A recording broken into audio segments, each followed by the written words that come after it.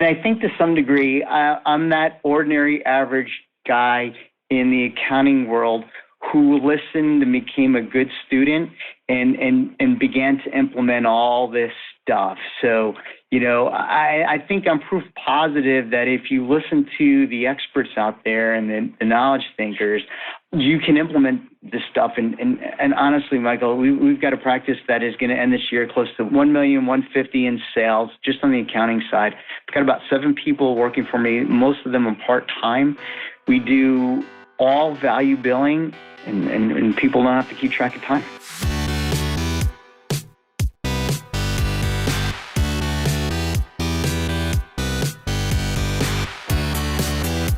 You're listening to The Successful Bookkeeper with your host, Michael Palmer. Listen each week as inspiring guests share their secrets of success to help you increase your confidence, work smarter, and build a business you love. This episode of The Successful Bookkeeper is brought to you by PureBookkeeping.com, the proven system to grow your bookkeeping business.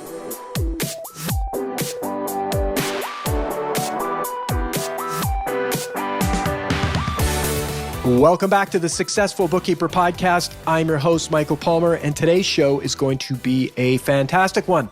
Our guest is the owner of Burgmaier and Associates and has over 20 years of healthcare industry experience in public accounting, private industry, and academic institutions. He is a CPA who runs a niche practice that mostly focuses on dentists. Eric Burgmaier, welcome to the show. Thank you so much for having me, Michael. I really appreciate it. I'm honored to be on your show today. Well, you know what? It's our pleasure, and I'm excited. In our pre-chat to this interview, we touched upon a whole bunch of stuff. I should have hit the record button right away. So I know we've got some cool things to talk about with you today. And before we get into it, tell us about you. How did you become the Eric Burgmaier of today up to this point?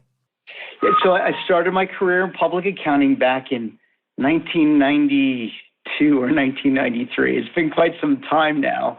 My father had suggested I go into business, and under business, the first level of study was accounting. So kind of went to accounting and then figured, well, if I was going to be an accountant, I might as well study for my CPA exam. And if I'm going to be a CPA, I might as well try and get into one of the big 6, which is where I started my career. I was lucky enough to start in the healthcare industry in upstate New York with, at the time, was Coopers and Lybrand. And I just found that as my career progressed, I continued to stay in healthcare, which is fantastic and lucky for me, just because it's one of those industries that can't be offshored. People will always be sick, and we will always need to care for people, and that industry is recession resistant. So my career has always kept me in healthcare, from big 6 to private industry. And about 10 years ago, I bought my own little firm. And at the time, it was just a hodgepodge of stuff. And about 5 years ago, my wife and I, who's also a partner in this firm, decided, we really ought to kind of capitalize on my background, and we did have a bunch of dentists in our portfolio, and why don't we start really focusing on serving them at a deeper capacity? And that's kind of how we went from just anything to really a very specific industry. But gee whiz, along the way, just a lot of exciting things and a lot of fun people to have met. I think I've really led kind of a very blessed public accounting career. It's fantastic and an interesting journey how you eventually evolved into that. And I think it speaks to a little bit of what we chatted about earlier, in that, you don't know where you're going a lot of the time until you've gone there a bit of the way, right? You may not even know where you're going, but you've gone somewhere, and then eventually you start to recognize things. You go, hey, I think I'm going in this direction. So I think that's encouraging for people. So sometimes they feel lost, or maybe they don't know exactly what the end game looks like. Sometimes a little bit of discovery is needed to make those decisions.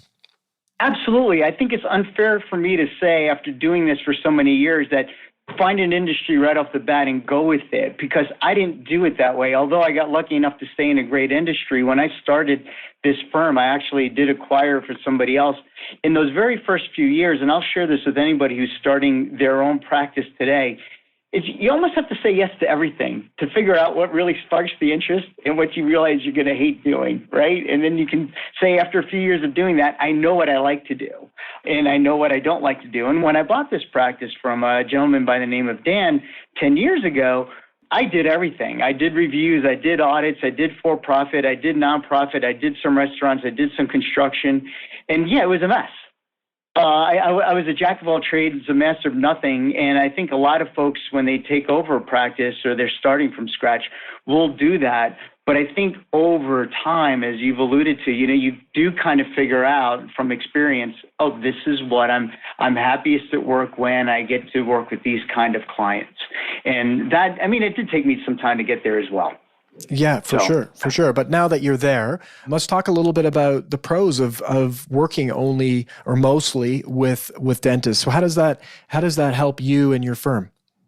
Well, so as we work only with dentists, we get to really begin to understand the operations of the dental practice. What's the perfect staffing model?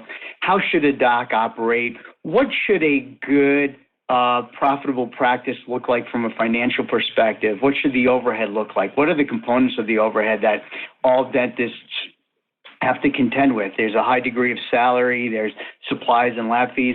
And so over time, as we've looked at many, many dental practices, and we work with them on a monthly basis, and as we now eventually we talk about the valuation side of this, we begin to see what a very profitable practice looks like.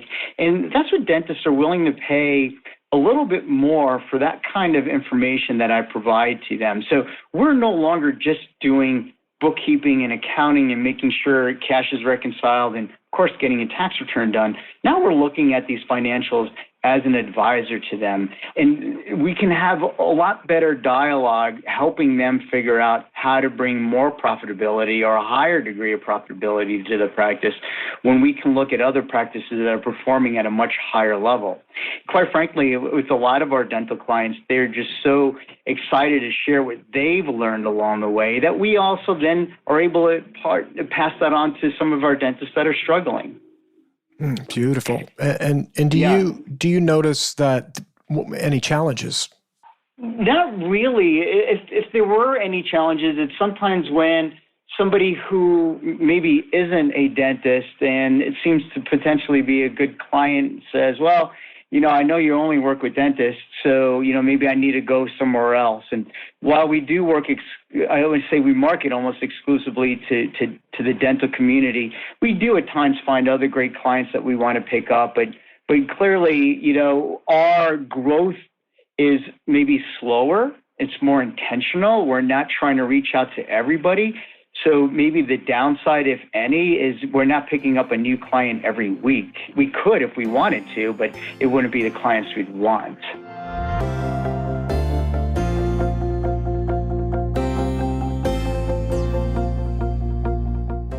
Good point. And it's an interesting one, and I like the differentiation. It's like your marketing is exclusively to dentists, and those are the clients that you're looking for, but you say yes to some other clients. I think that many people feel like, getting typecast as, hey, I'm the only person working with dentists, and they see that as a fault, where really, I think when I've spoken to successful people like yourself, it's often the opposite. When you narrow and you have that narrower message, people are easier to say, oh, that's the person that is an expert in solving my particular problems. And so you attract the right people into your business.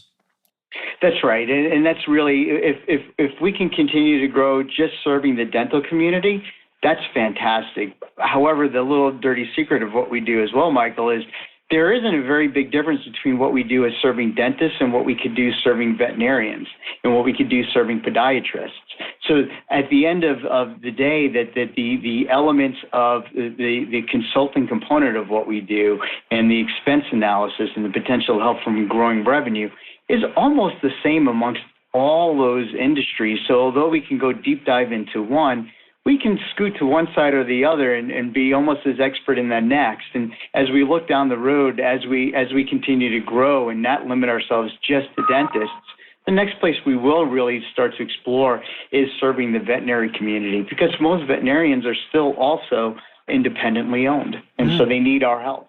Beautiful. I love that.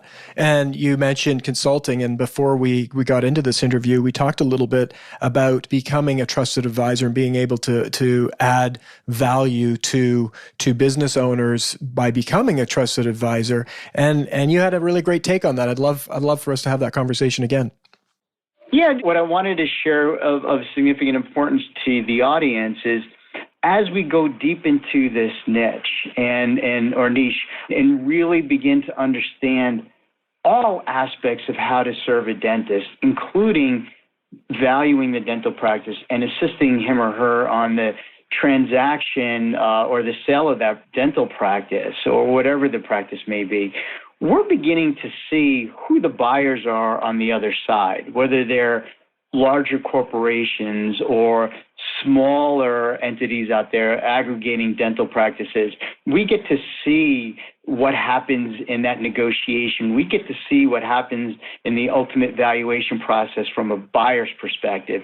And then we can bring that back to our clients and say, okay, now that we've been serving as your CPA for a while, here's what we're seeing. In the transactional side of this, when you ultimately want to sell this, these are the things we need to be aware of. And I think those are the kind of things that an accounting client is really looking for from our industry. Not just is cash reconciled. Of course, they expect that, right? They expect the balance sheet to balance. They expect the income statement to be accurate. But how do we then take that information and knowing what we know more about in the industry to help them at the next level of their lives? And while that may not happen for a 40-year-old dentist, but when that dentist is 55 or 58, we had better be attuned to what their next 7 years to 10 years look like and begin to help them through that next journey of their lives. And I think you do that once you really are deep into the industry and know what happens beyond the sale. I agree, and such a refreshing conversation. How, like, our listeners, predominantly bookkeeping business owners, what's your best advice for them to, other than going deep into something, of going down that pathway? Because when we talk about the reconciliation and doing the bookkeeping and having a clean file, that's the standard work. That's been the work for a long time. But now they are being asked, and the market is needing them to go further into helping the business owner be more successful, as you've mentioned. Yeah, so I think it starts with that question with the bookkeeper or accountant with the client and say, okay, you've been doing this for, and again, it's not going to be with every client because you're probably going to have a 35-year-old or 40-year-old who's just now starting that business. Actually, you had mentioned it in one of your previous podcasts about what's the end in mind. So maybe the person who's starting a business today isn't thinking tomorrow about selling, but they should be thinking about selling at some point. And if you, as a bookkeeper or an accountant, can have that conversation and begin to understand from somebody like me that does the valuation work, hey, what is it? What are the elements of a good practice or good business that yield a higher return from my client? And maybe I can work with my client over the next 3 to 5 to 10 years to help move those levers in the right direction so we're maximizing value when they're ready. I didn't read the book you had mentioned, I think Built to Sell, and and I'm a big fan of Michael Gerber as well. Mm. And your and the bookkeepers and the accountants, and I do this as well, is talk about systematizing your organization, because that's from a valuation perspective where we can add some nice premium to that practice. Am I selling a business or am I selling a headache? And the more that you have in place systems and the more that you have evidence of growing income and growing profit margins, you can now say that I'm selling a business, not just the one man, one person show. And now there's more value for the person who's looking to sell. Yeah, you're speaking the good word here, and also the business, as it becomes more systematized and driven by systems, it's a better experience on the journey there. So you make more money at the end, and the journey there is a lot more enjoyable, or it gets better all the time, I guess you could say. Amen. Yes. I'm waving my hands in the air. I have a complete agreement, because that's part of our sale as well. And if we can get you to greater profitability for a higher value, you're making more money along the way.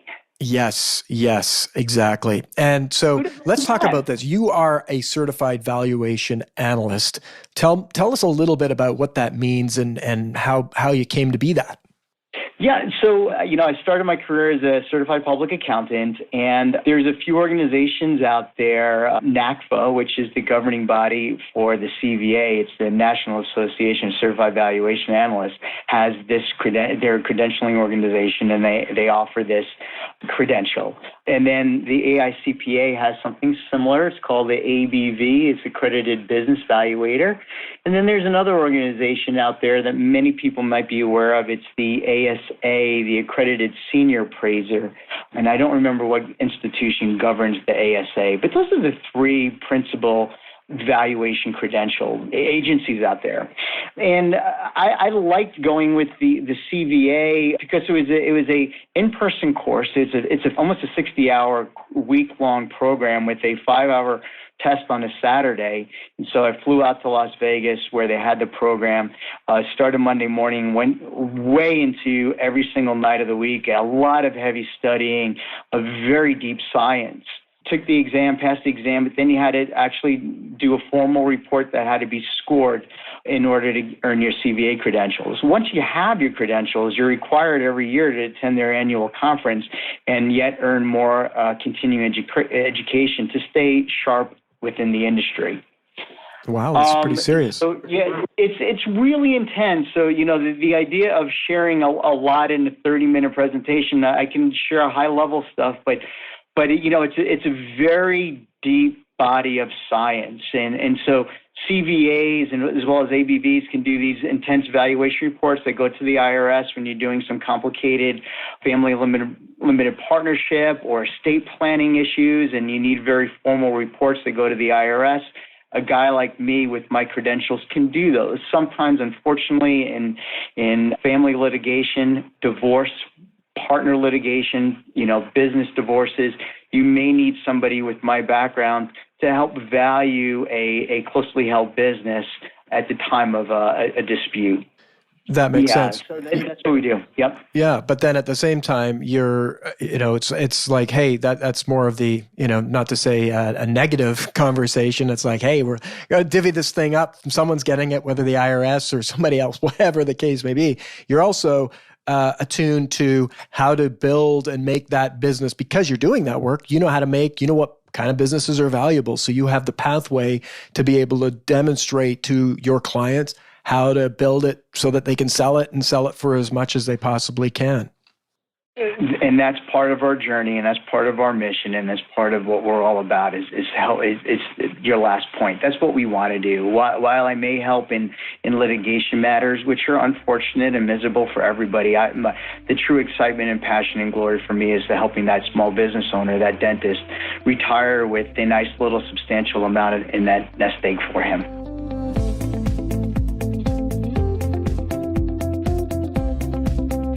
Yes, and so many can use the help. I mean, that's just it, right there. It's just like every small business, dentists, and now soon to be veterinarians, they're in business because they're good at helping animals or they're helping people with their teeth or whatever the case may be. They're not great at business. And so That's right. It's remarkable really what you can do. And the bigger the runway you have, the better the outcome, right? The bigger the plane you can have take off. So I think it's excellent. And I always get goosebumps and start to celebrate when we're helping small business owners be more successful, because we know the ripple effect of that in our communities, where we go to school, where we buy our groceries, where we walk in the park, all of our experience of life goes up when small businesses around us are being successful.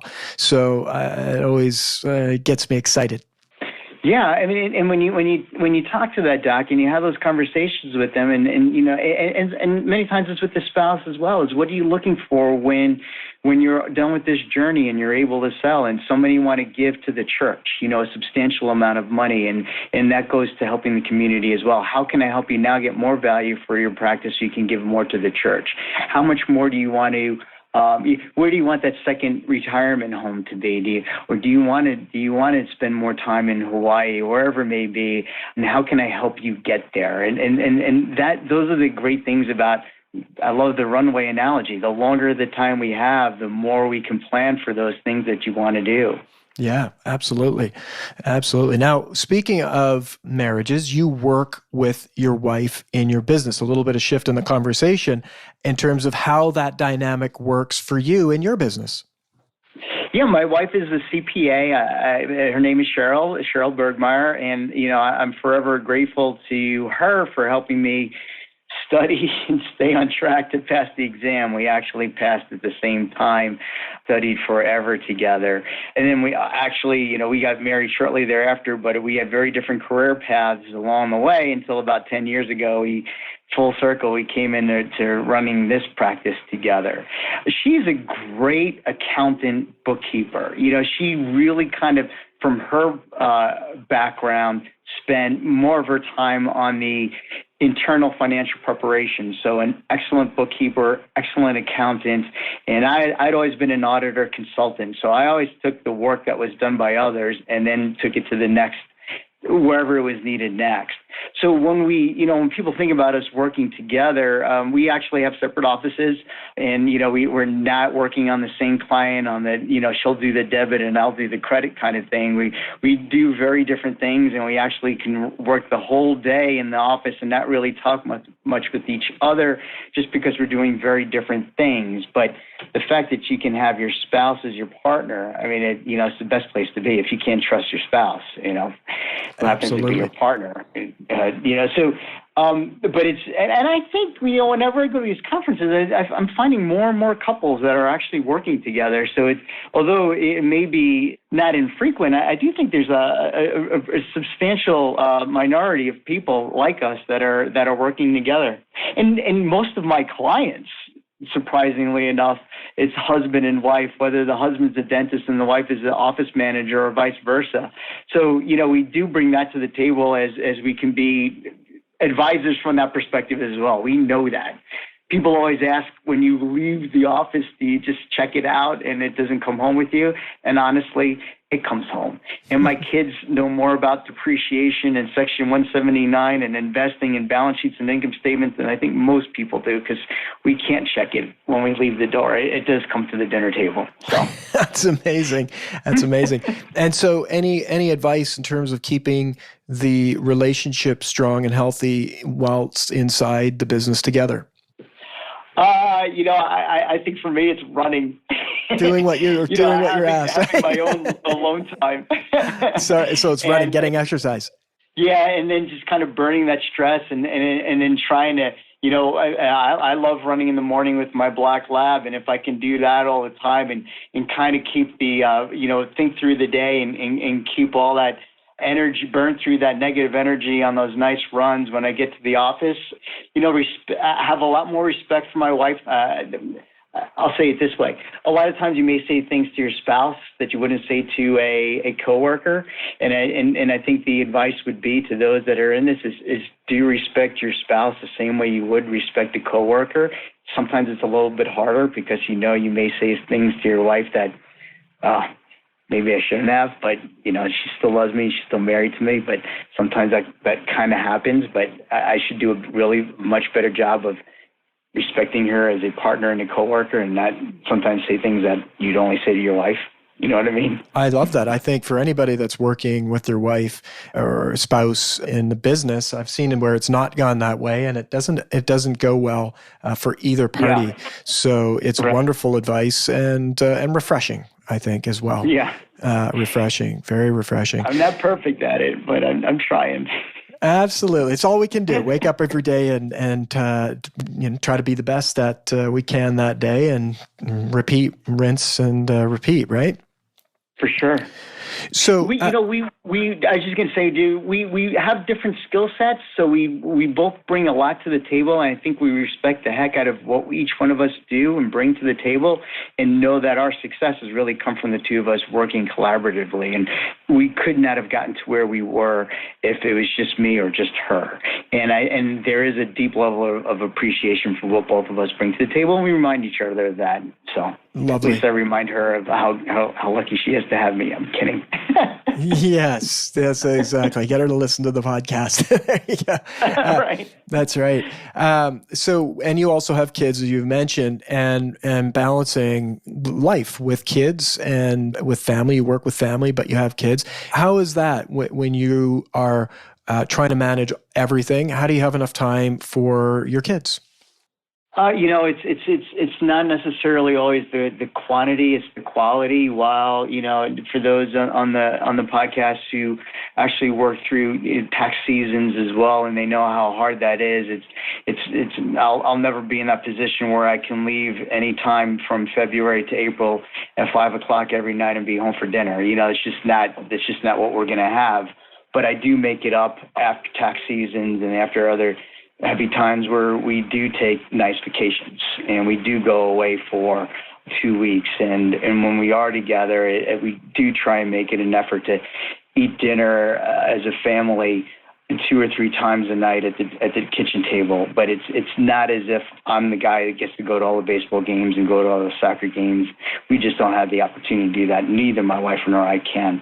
But we do try and make it up when we are together with better quality time. And we do take nicer vacations and longer periods of time together as a family while on vacation. Wonderful.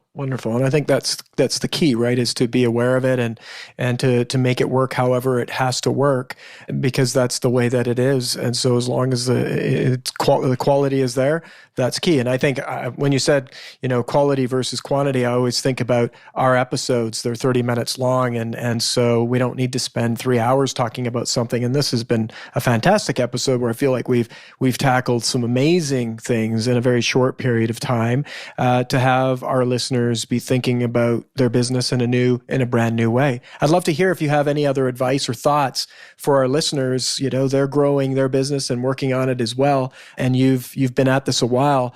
Any other sage advice you'd like to give? Yeah, a few things, and I know you've touched on these in some of your last podcasts over the summer. How important it is to go to conferences. As a CPA, I'm required each year to have a certain amount of continuing education, and I can get all that from online I can get it all online if I want.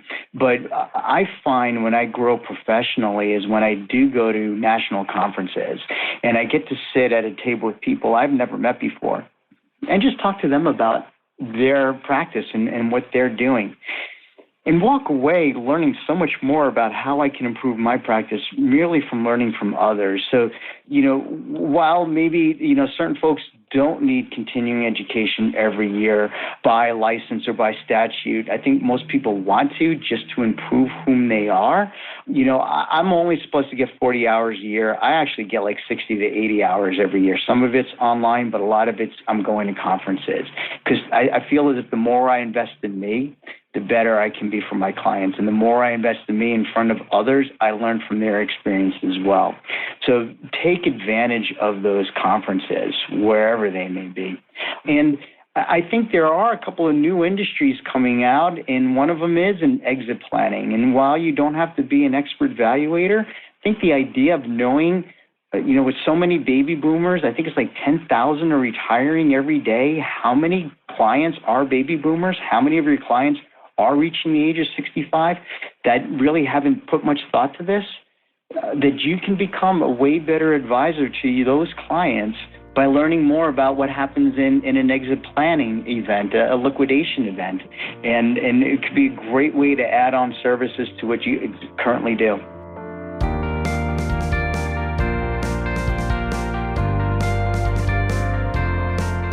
That's fantastic. I love both of those examples and believes very, very strongly in them. And not only go out, sharpen your saw from conferences, connect with people, and ignite yourself, but as well with exit planning is muscle up. And sometimes you're going to get both, right? When you go to an event, there are people likely that'll be talking about exit planning, and perhaps there's conferences even specifically on that. What a great opportunity to muscle up.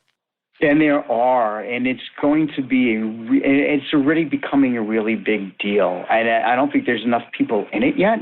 So for those in your audience that are interested in that, I think it's going to be a great opportunity for you. It's huge. I agree with you, and I'm glad you've mentioned it because it's put it on the radar. Extremely valuable. Even if you dip your toe in that pool of knowledge, it will be valuable, I believe, because you're helping people think with the end in mind. And so when you do that, good things can happen. So we'll keep a lookout for some experts. I know we've had John Warlow, who wrote Built to Sell, on, but there's other experts and other people we'd love to have on the podcast. I'm going to read that book soon. Yeah, you know what? It's an easy read. It's a good read. He's done it in a really nice way, very similar to Michael Gerber's in that it's a story based, but the messages and the takeaways were fantastic. I love the book, and John's fantastic author as well. Got lots of great things that he's working on. This has been great, Eric. You have shared a wealth of information. Love to have you back as you progress. We haven't even get into technology, conversation of technology and how you're dealing with the change in the landscape around technology and accounting software. But maybe that's a conversation for another time. Yeah, that'd be wonderful. I mean, we've done a lot of that, and I'm also big on value billing, which is another great benefit of going into a niche. You know, I have no accounts receivable, and I don't keep track of time. Wow. We've got two great topics to have you back and talk about. We're going to talk about technology. We're going to talk about value billing. Yeah, you know, I would say I kind of wanted to describe myself to some degree as Joe Walsh for the Eagles wrote that song, "Ordinary Average Guy." Okay. And I think to some degree I'm that ordinary average guy in the accounting world who listened and became a good student and began to implement all this stuff. So, you know, I think I'm proof positive that if you listen to the experts out there and the knowledge thinkers, you can implement this stuff. And honestly, Michael, we've got a practice that is going to end this year close to $1,150,000 in sales, just on the accounting side. I've got about 7 people working for me, most of them are part-time. We do all value billing. Everything else we do is, you know, again, we use Xero, we use Practice Ignition, and then we collect everything at the very beginning of the month through an ACH process, and people don't have to keep track of time. Wow.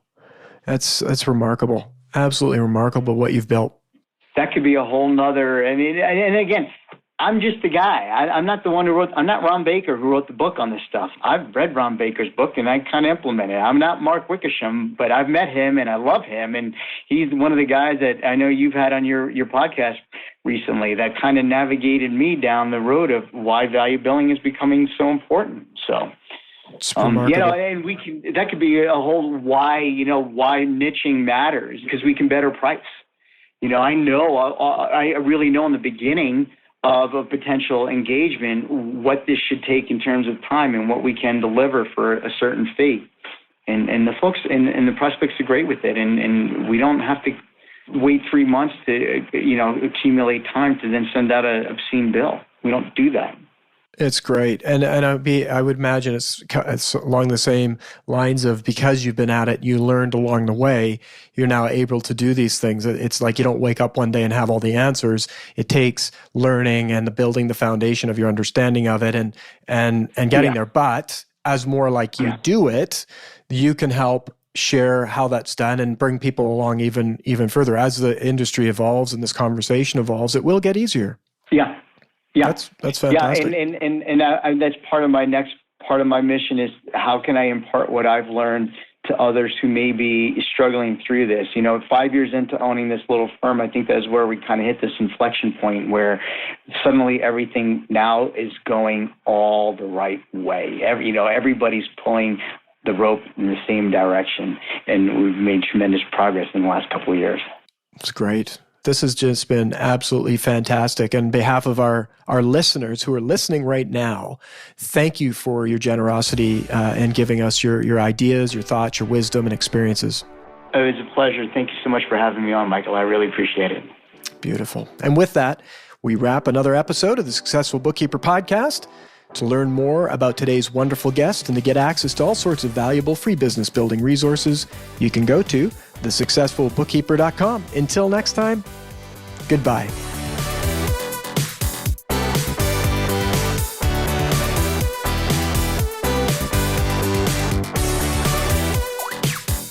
You've been listening to The Successful Bookkeeper with Michael Palmer.